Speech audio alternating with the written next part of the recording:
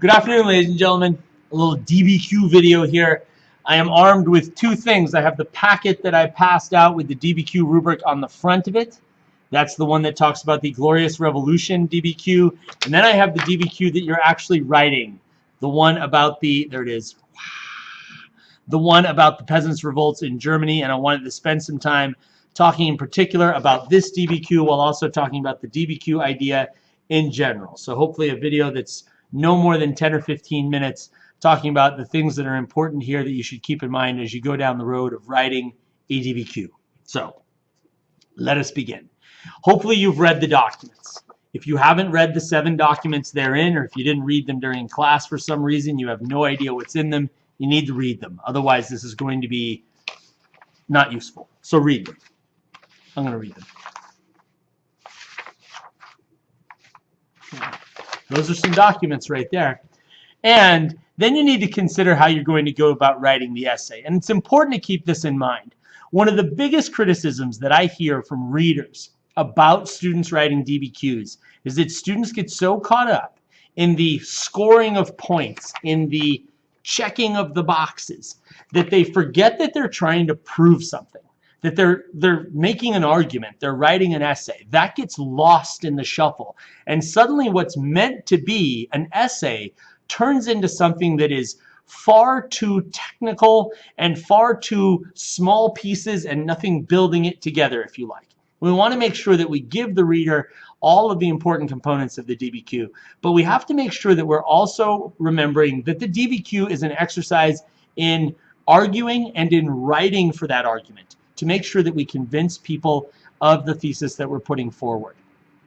That being said, as we look at the rubric here, it's going to begin with a thesis. Now in this particular instance, please make sure that you provide a thesis that has both causes and responses, because the prompt says, analyze the causes of and the responses to the peasants' revolts in the German states. In your introductory paragraph or in your concluding paragraph, if that's where you want to do it, you have to have a statement that does that.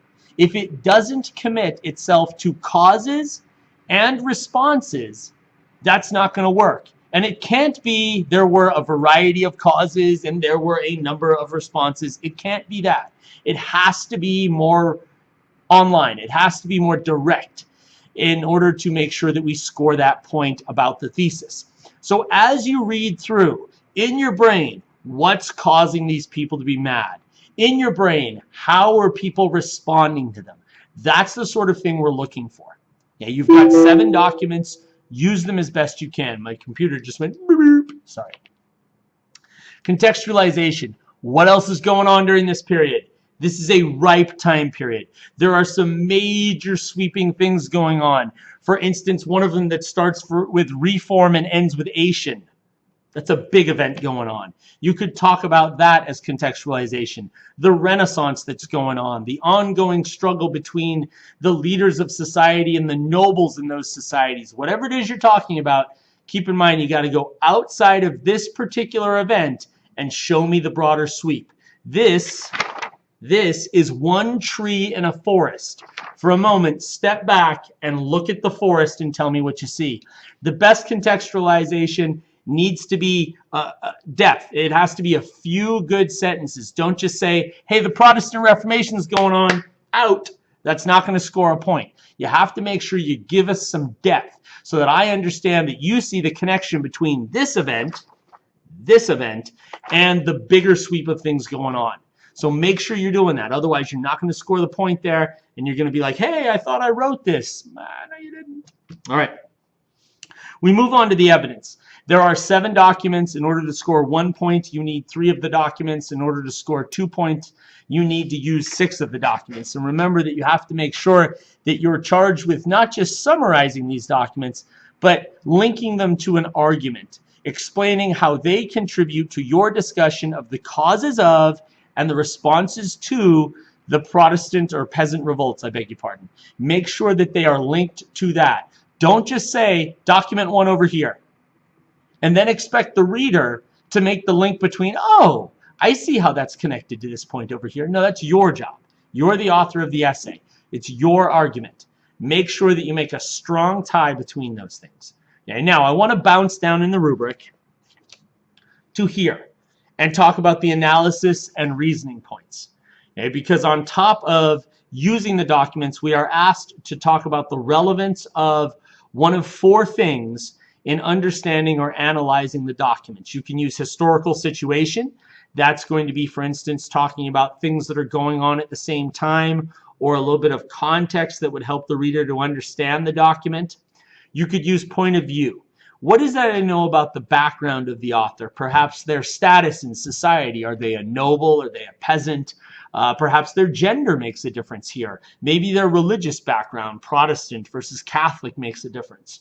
Or maybe the way in which they're communicating makes a difference. It's a letter, it's a speech, it's a diary entry. Each of those things would have with them a specific amount of weight by the context in which they were delivered. We also have other types of analysis. I beg your pardon. We've had point of view, we've had historical situation, so purpose. Now this is the one people use a lot, and sometimes they fall short because they'll say his purpose is to write this down. Yeah, not really though. What's the person hoping to achieve? Are they trying to convince? Are they trying to change? Are they trying to force someone to do something? Why are they doing this? As human beings, we always have a purpose behind what we do. Let's try and understand what the purpose of that document is in order to have a better understanding or a better analysis of what the document does in our argument. And then the fourth one, after we've done historical situation, point of view, and purpose, is going to be the author's intended audience. Who are they saying this to? Because that might make a difference. It might affect who you're saying it to, right? If you're, for instance, speaking with your parents about your plans for the weekend, they might be different than what you'd say to your crew or your squad, because you might be a little more honest with one group rather than the other. And I'm not going to say which one, but I'm just saying. So who you're addressing as the intended audience can make a difference in how you frame the argument and what you say to them.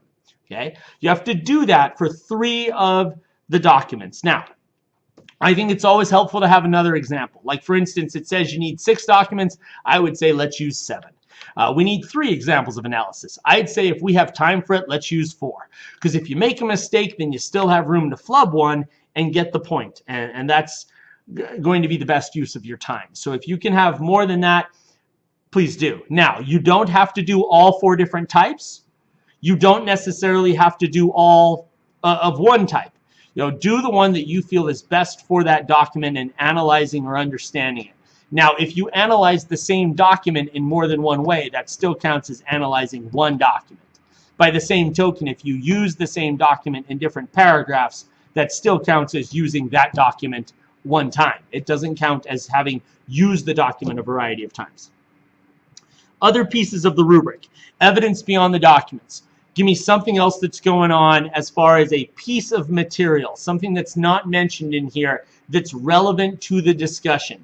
It's not as broad as context. It's a small, minute piece of evidence. So I say peasants' revolts in Germany, and you think, here's something I know about Luther, or Lutheran theology, or the relationship between Luther and the nobles, or something along those lines. There's a lot of good material there. I hope you're watching the video because I just threw you like 9 clues. Okay?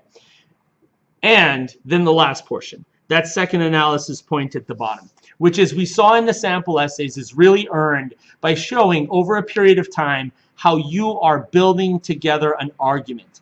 Don't just leave it to the reader to hope that they see that here's the causes and here are the responses to. Remind the reader what those causes are. Remind the reader what the responses are.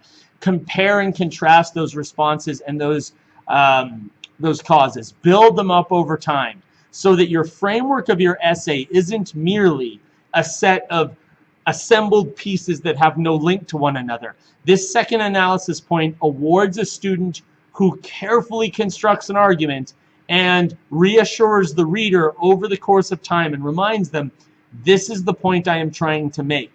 These are the things that we should see as the greater forces taking place in this essay. On this first essay, you're taking as much time as you need in order to write it. Later on, we'll do it in a more time-limited fashion, but the important thing is that you write an essay. This is 25% of the AP exam score. Doing well on it makes a big difference in overall performance, and we're going to do it a lot, so we may as well get used to it. Good luck, people.